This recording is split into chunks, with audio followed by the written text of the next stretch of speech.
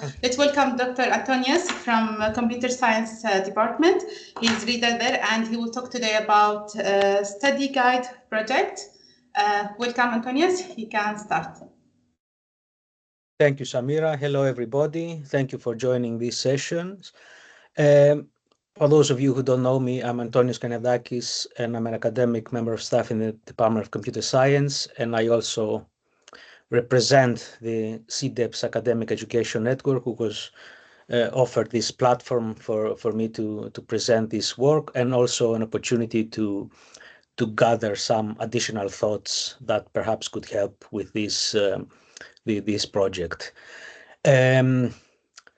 So in today's session, I aim to share some insights from a staff-student co-creation workshop, which with a focus on improving the study guide practices across the college.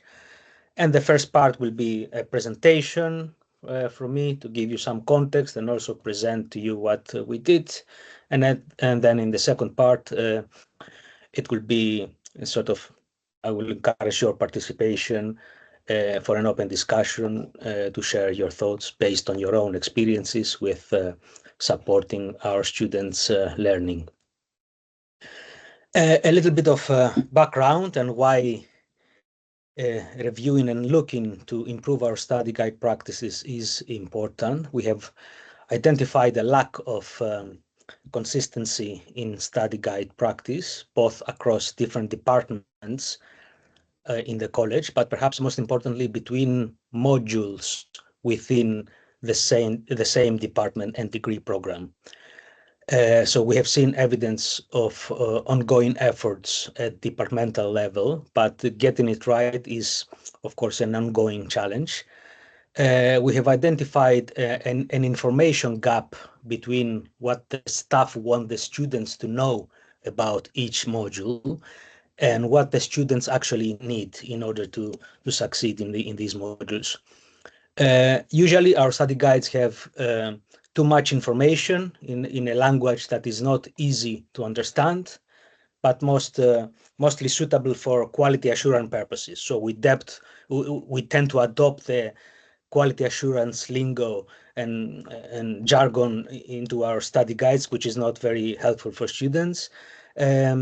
Also, information may be scattered in various places, both digital and physical, which adds to the confusion.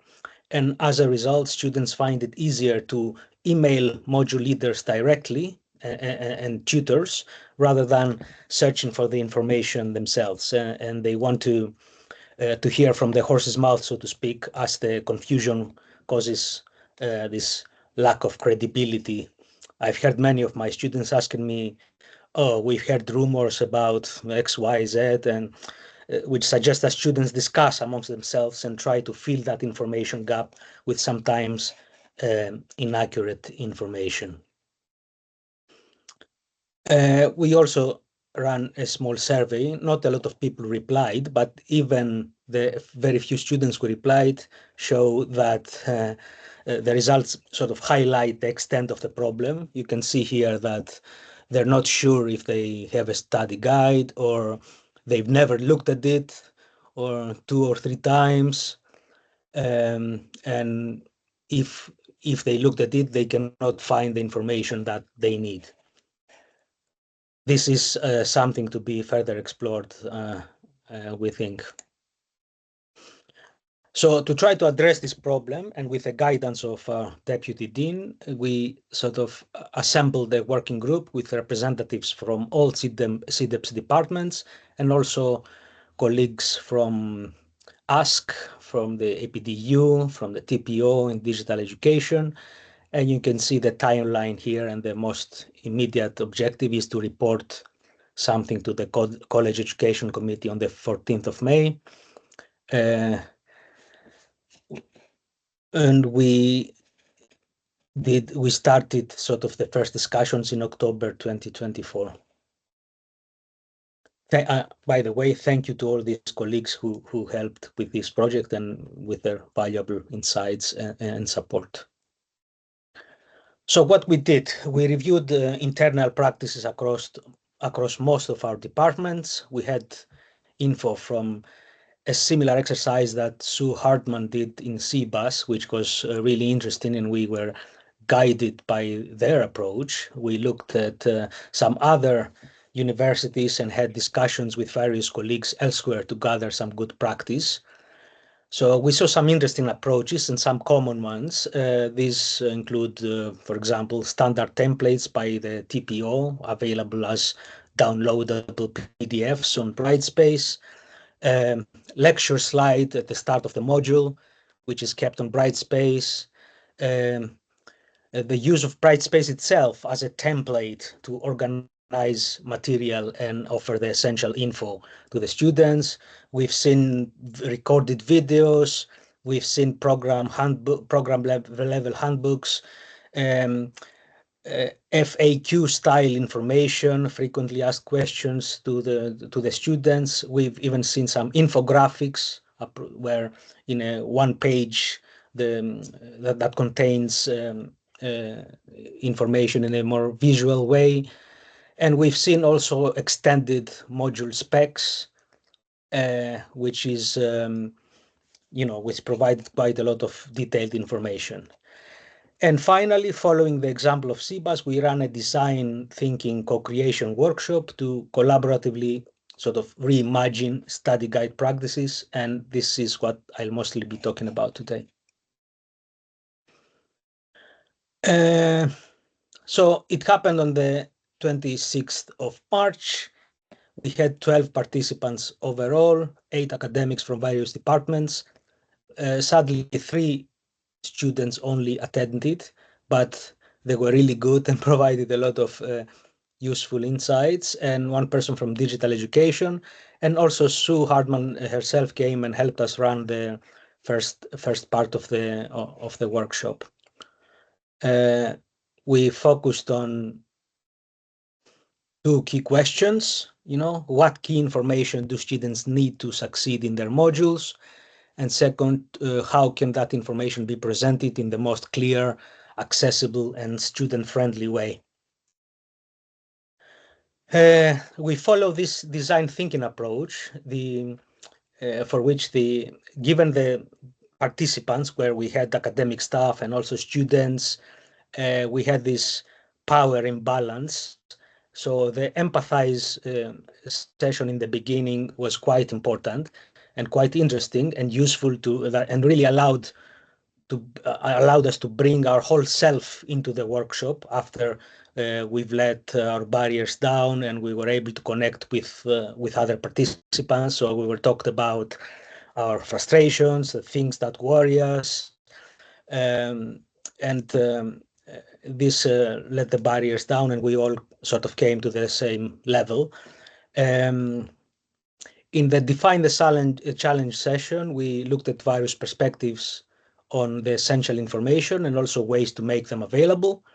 The ideation was more like a process of presenting and evaluating various ideas for effective study guides. And finally, in the prototype session, the participants attempted to focus on a more specific solution, looking at what could it be and how it could work, some key features and characteristics, or some rules.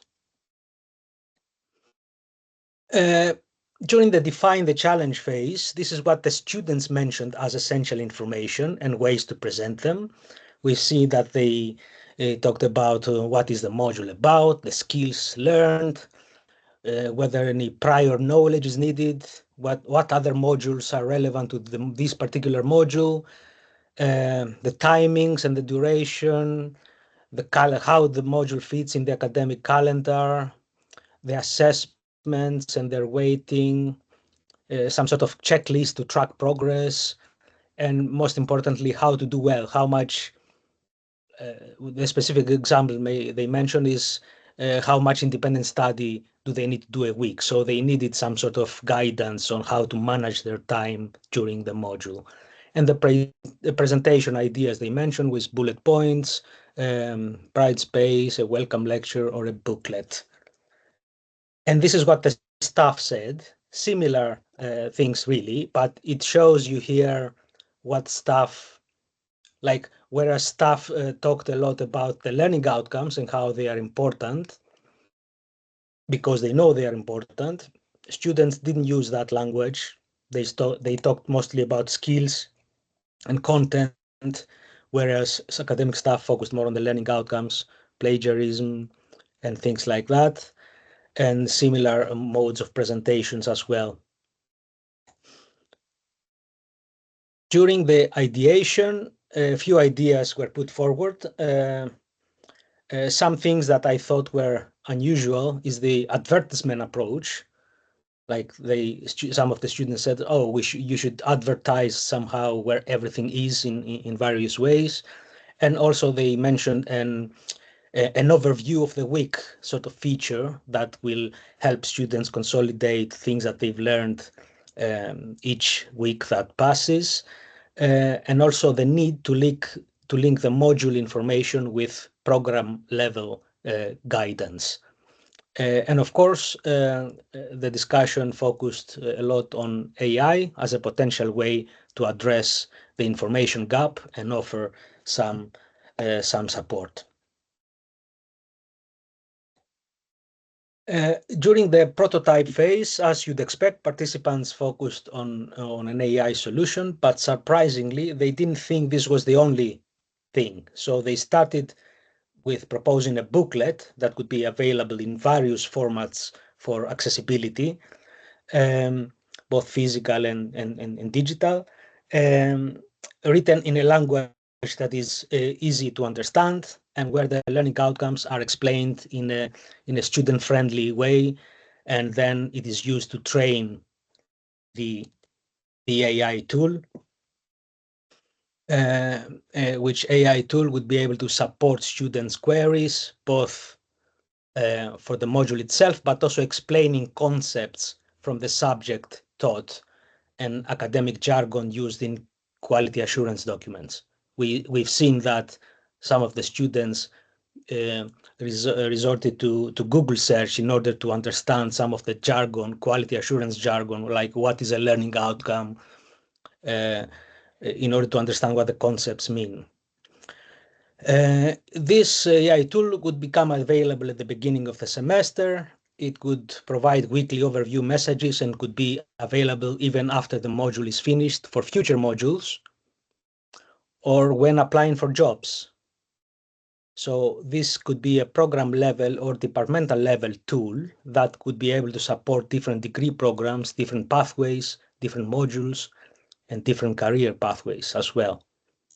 It should be secure, and IP rights and personal data should be protected. There should also be a focus on establishing trust in this tool by the users, both during individual interactions, but also more broadly as a university piece of infrastructure with the associated institutional sort of credibility that it needs to function. And this is to show you some of the work that participants did on the day, which takes you through their thought process, how they designed the AI tool and how it should function. Some feedback from the participants, which they seem to enjoy the experience, but they also acknowledge the limitations of low participation. So what was remarkable is that with even modest participation, we were able to generate so rich insights on our study guide practice, which makes you think that it's the quality of the insights and the reflection that matters, at least in this early stage. But of course, there should be follow-up explorations when it comes down to make an evidence-based decision on policy and practice within the college. And these are some, I was there as a participant observer, so at the workshop activities as the workshop activities were unfolding, a few interesting things caught my attention. So first, during the ideation phase, mainly, the students would come up with several innovative ideas for a study guide, and right even before finishing their sentence, academic staff would respond, "We already do that." Right? So, which is something that highlights the information gap as a problem. We do things and we provide everything a student needs to know, but this information does not make it to the students. Second, from the discussions, it became apparent that students do develop their own personal learning strategies on how to navigate and combine various sources of information, both within the space of a single module, but also beyond when using Google and ChatGPT to understand certain concepts. And these concepts may be about the subject that is taught in a module, or it might be about quality assurance jargon that features in study guides and students don't understand. So I'm wondering whether there is a way for us to embrace and coordinate or even guide students when developing these personal learning strategies. And could the AI tool that was proposed help play that role, maybe, of providing this guidance on how to navigate a module? Third, the staff focus more and care more about the learning outcomes because they know they are important. Yeah, but students find them hard to understand. I'm sure you know what I'm talking about. You know the sort of sometimes word soupy learning outcomes that feature in some of our modules and how confusing they might seem to the students. And students, on the other hand, are more interested in skills and knowledge learned and how this will help them succeed both in any given module, but in other modules as well, but also with future career roles. So this suggests that there is a strong need to provide links between individual modules and how they constitute the whole program, and then beyond that, how this leads to various career options in real life. Students expect that those links to be more prevalent. And finally, it seems to be rather challenging to sort of disentangle the essential information that students need in support of their learning, how to learn a specific subject, to navigate the mechanics of a single module, and the actual support to understand the module content. So students are already offered a lot of support for the latter, like in lectures and labs, but for the former, support is more inconsistent.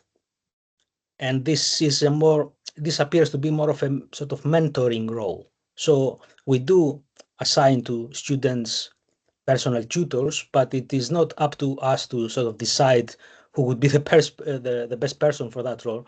So students seem to be looking for mentoring support from basically everyone they come in contact with, and they seek advice on how to use a specific module, a skill that they learn in one module for, something later on in life. I say conclusions here, but it's not really conclusions, as we feel we've only scratched the surface a little bit, but hopefully this exercise will motivate the college to sort of invest more in the student experience.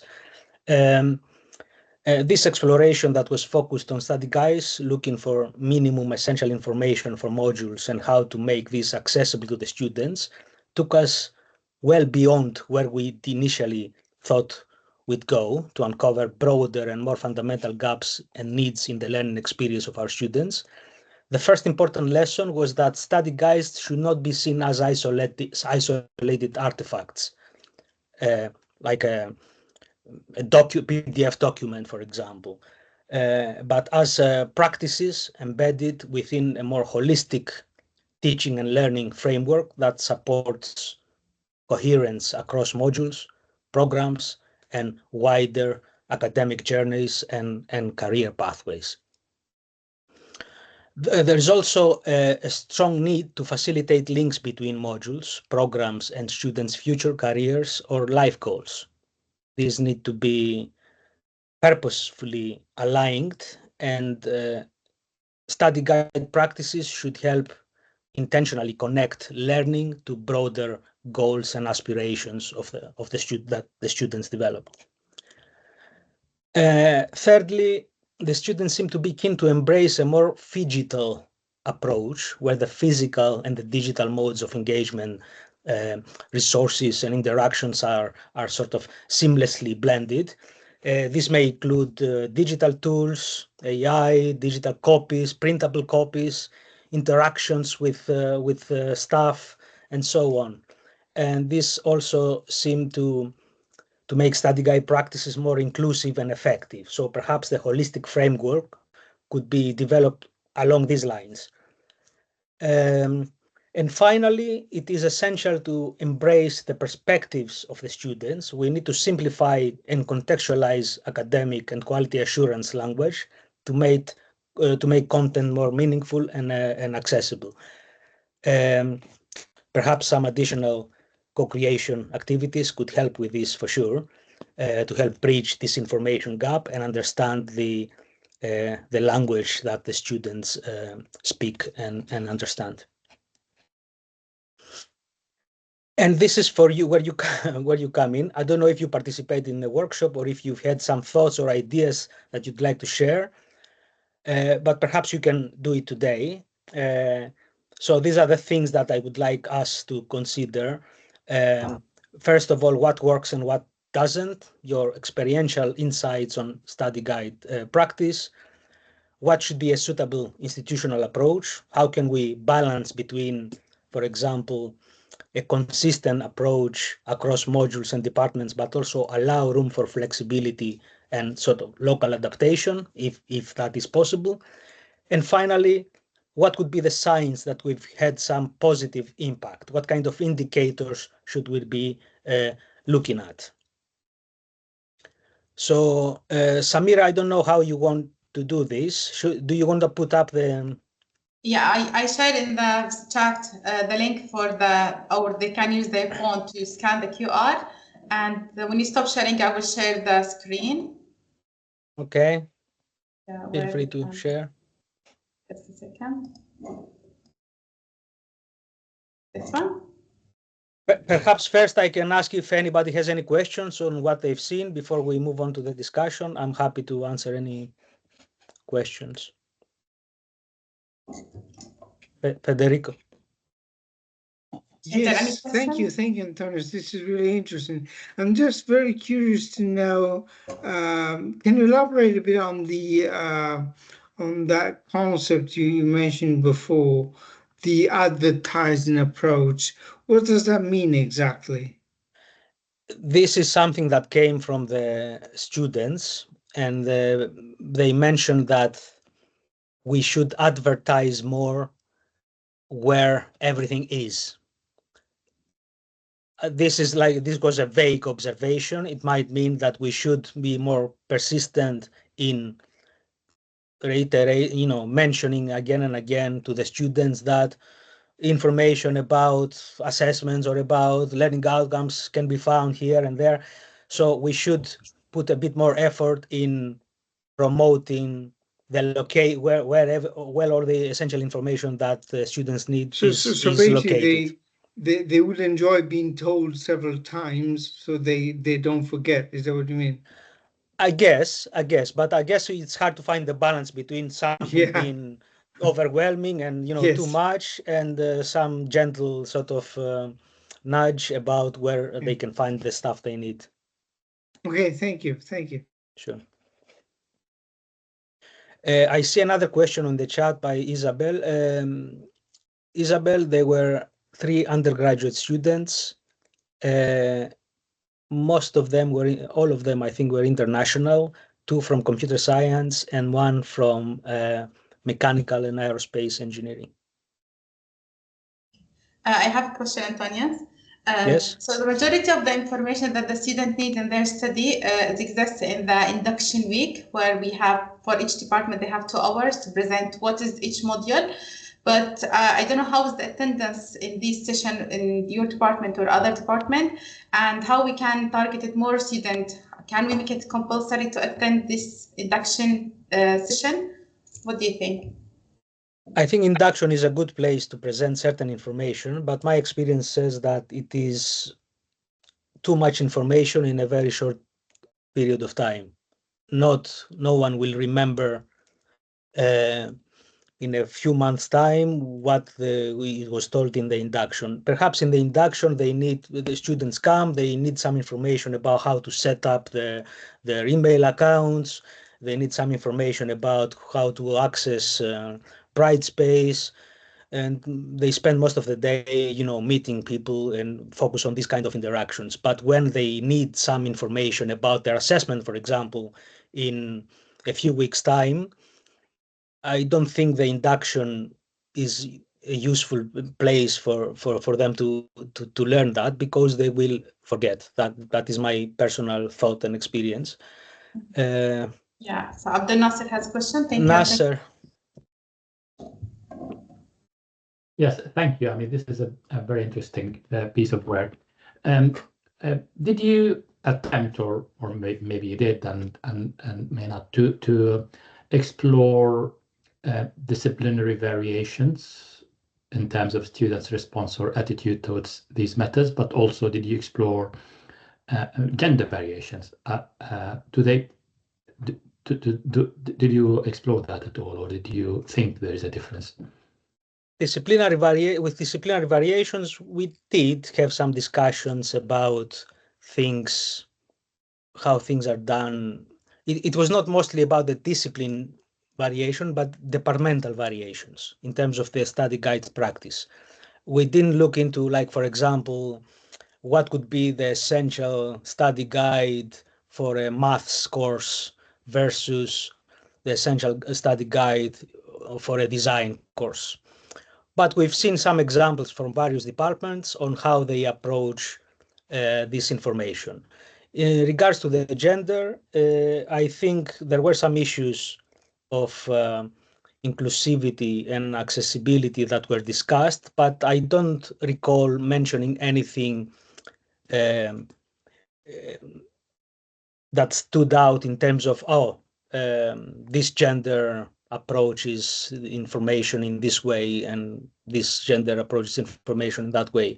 We had a mixed group in the workshop, but it didn't go very deep into the gender differences. I'm happy to hear any thoughts that you might have, Nasser, on that.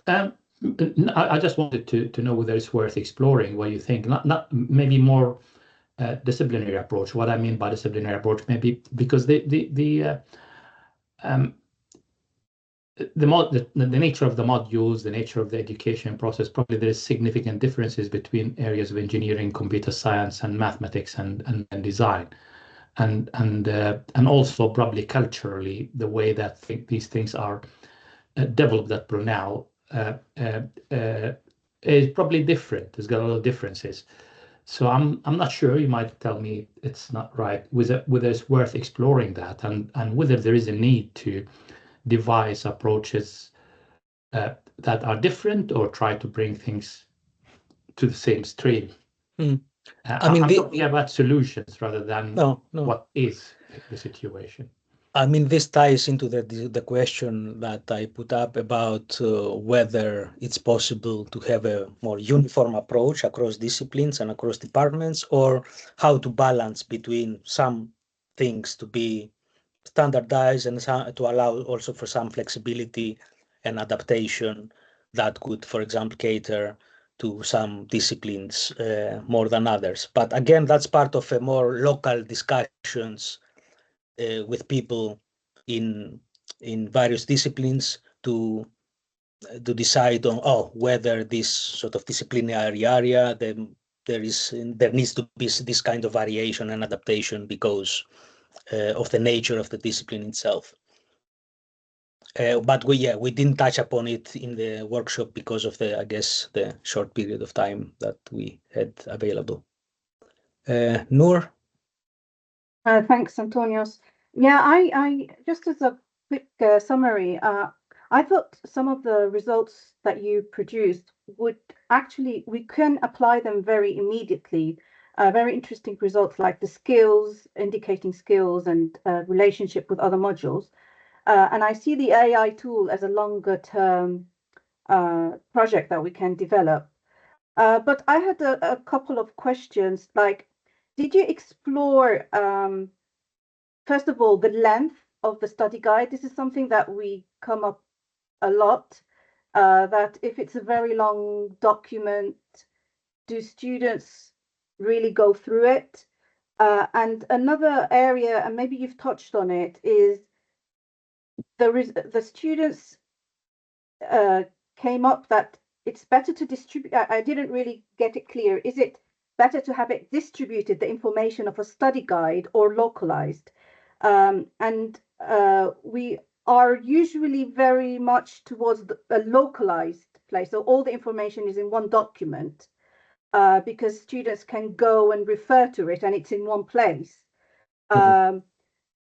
And as I understand, many of the students, I didn't really get, do they like that the information is distributed in different places or different locations in the on Brightspace? So I think they are related, the length and actually, is it in one document, or is this information, should it be distributed? Yeah.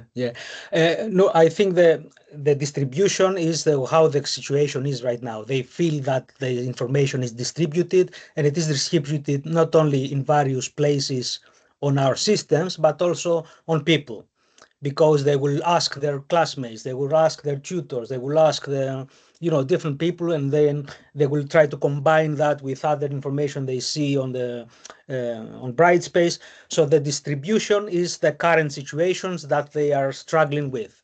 They would certainly prefer a one-stop shop where they know where all the information is gathered.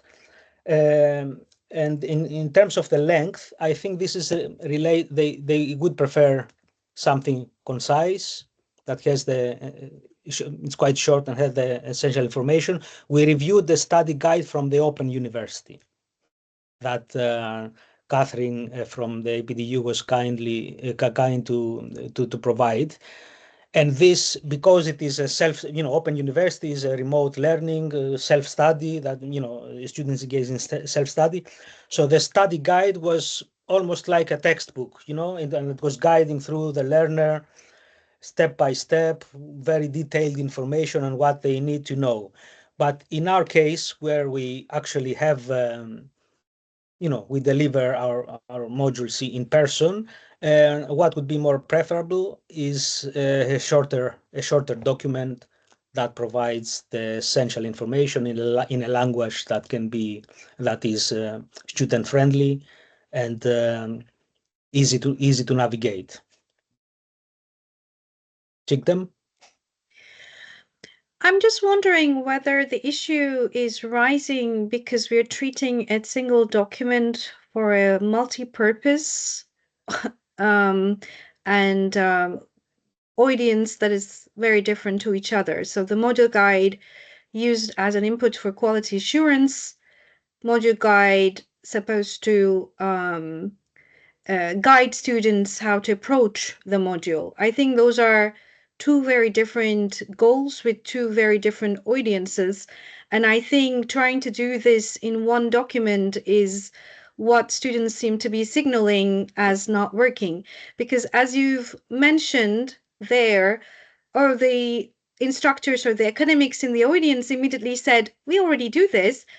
That almost kind of mirrored my reaction when you said the students suggested, but our module guides have already this information.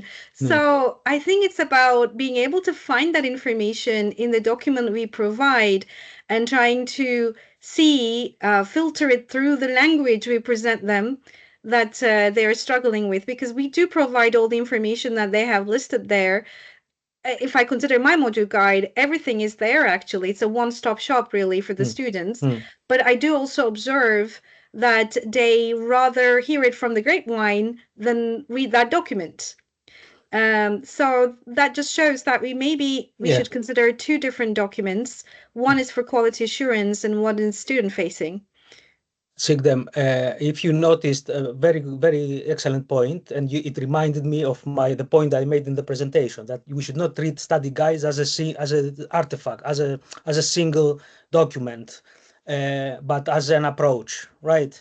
So there is gonna be, we are gonna have documents that we give to the students with some essential information, but the job is not done it's not enough, right? So we should consider it as an approach, as a holistic system of how to support our students and get the information across. What we tend to do is produce, in computer science, we have separate guides for a module, for the module, separate for the assessment, separate for, so we have separate documents. Imagine how overwhelming that must be for some of our students about where is each piece of information that I need. So perhaps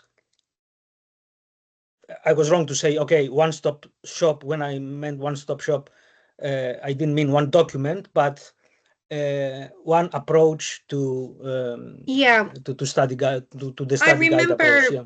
Yeah. Because I've done my master's in United States, and there used to be this course syllabus, which is not more than 1.5 pages, which basically summarized everything that you needed to know to pass that course, what's the prerequisites was, what you're expected to do, and that was our like go-to thing. And then you would go, and our module guides tend to be longer, 4 to 5 pages, because we do put everything regarding plagiarism to reading lists to various different things. I think the length, as I agree with Noor, may be the main issue. Yeah. In CEDPS, for example, they decided to separate these things, as you said, Sigdem. So you say all the information about extenuating circumstances, plagiarism, blah, blah, blah, that are general to all the students, they have them in a separate guide. And in the study guide about a module, they have more specific, module-specific guidance about that particular module, like the assessment, the learning outcomes, blah, blah, blah. So yeah, that's something also that we can consider if that's an approach that would be more suitable for us. And that could serve our neurodiverse students better as well, because of the reading barriers that we should consider. And we could use tools to text to speech from these basic syllabuses or module guides. That could be better supported in various modalities too, which might not be so possible in a 5-page document, right? Nobody would sit and listen 5 minutes or 10 minutes, but they could listen a minute of syllabus. Indeed. So any thoughts from you in terms of approaches that work or don't work well in your own practices? Antonio, we have some comment on the first question. Can you read them, please? In my experience, the most effective study guides are those that clearly show the link between learning outcomes and assessments. This is something that came up quite strongly in the workshop as well, especially because students did not understand what learning outcomes are. And also something that it was emphasized by the academic staff as well. So yes, we do need to make that connection quite clear. And students appreciate when they can trace how weekly content builds towards assessments. We probably need pinned hyperlinks to private space resources in announcements. Students struggle with long paragraphs in study guides. Very good ideas, Tahmina. I will make sure to incorporate these ideas in our report. But yes, you're right, spot on with your observations. Faris? Question? Yeah, hi everyone. It's not really a question, just try to enhance what you have presented, and I would like to share it. It's been 2 years now. What I do is trying to introduce the learning outcomes and how this learning outcomes is linked with the lectures. For example, the knowledge that we are providing, the seminars, the skills, and the C, which is the cognitive reflection. It's been 2 years now in the module, in the MSc module I'm teaching, and it reflected really good on the students' experience. I had good feedback on that part. So I usually every year I started with the first lecture to try to explain, because I found out that students really don't read the study guides. That's exactly what we are here for. So this was really helping to let students on track to understand why these learning outcomes really are mapping the whole module at that point. I just want to share the experience and enhance what you were talking about, guys. Indeed. Thank you, Faris. And we know we care about learning outcomes because that's how we assess, when we mark, we say, okay, have you met this learning outcome? But from the point of view of the student, they don't really not always understand that. And especially some learning outcomes that it's not really clear what they mean and how they are linked with certain pieces of assessments and certain material that is covered in the lectures.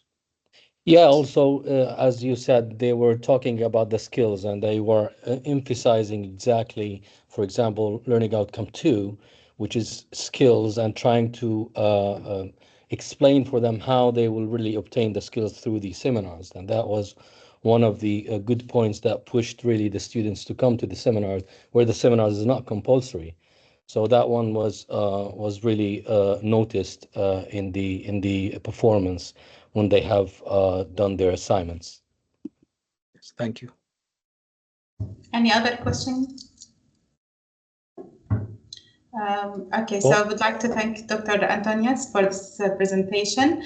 I will stop the recording now, and if Antonius will happy to share the presentation slides, so we can put it on the IEN website, and the recording will be available directly. You can go to the Teams to find the recording for the staff who missed this meeting.